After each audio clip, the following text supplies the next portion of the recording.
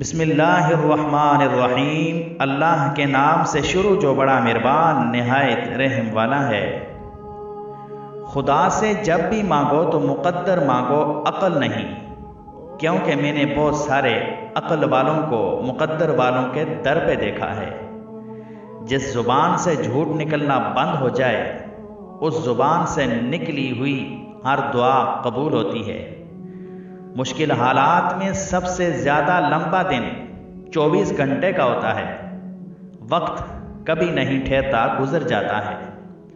کان سے سننے کا کچھ نفع نہیں ہے جبکہ انسان کا دل غافل ہو۔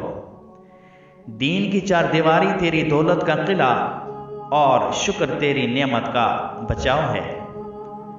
خاموشیاں ہی بہتر ہیں صاحب، لفظوں سے لوگ روٹھتے بہت ہیں۔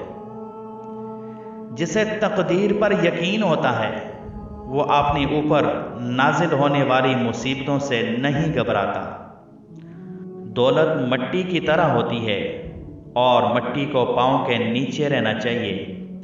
اگر سر پر چڑھاؤ گے تو قبر بن جائے گی، اور قبر زندہ انسانوں کے لیے نہیں ہوتی۔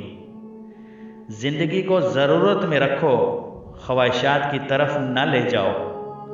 ضرورت فقیروں کی بھی پوری ہو جاتی ہے اور خواہشیں بادشاہوں کی بھی باقی رہ جاتی ہیں۔ برائی کی مثال ایسے ہے جیسے پہاڑ سے نیچے اترنا، ایک قدم اٹھاؤ تو باقی اٹھتے چلے جاتے ہیں۔ اور اچھائی کی مثال ایسے ہے جیسے پہاڑ پر چڑھنا، ہر قدم پچھلے قدم سے زیادہ مشکل، مگر ہر قدم پر بلندی ملتی ہے۔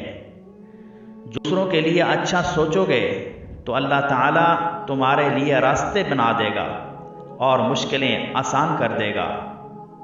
جو آدمی اپنی سلطنت اور حکومت میں ظلم کرتا ہے، لوگ اس کے ہلاک ہونے کی دعائیں کرتے ہیں۔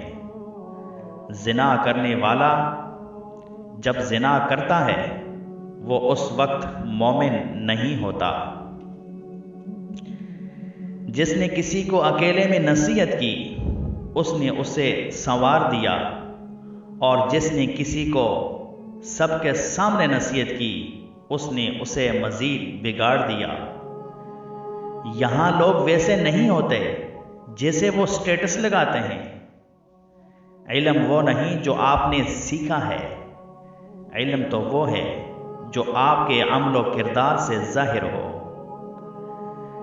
جب میرا جی چاہتا ہے کہ میں اپنے رب سے بات کروں تو میں نماز پڑھتا ہوں، اور جب میرا جی کرتا ہے کہ میرا رب مجھ سے بات کرے تو میں قرآن پڑھتا ہوں۔ مجھے عبادت میں دو چیزیں بہت پسند ہیں: سرد موسم میں فجر کی نماز، گرم موسم میں رمضان کے روزے۔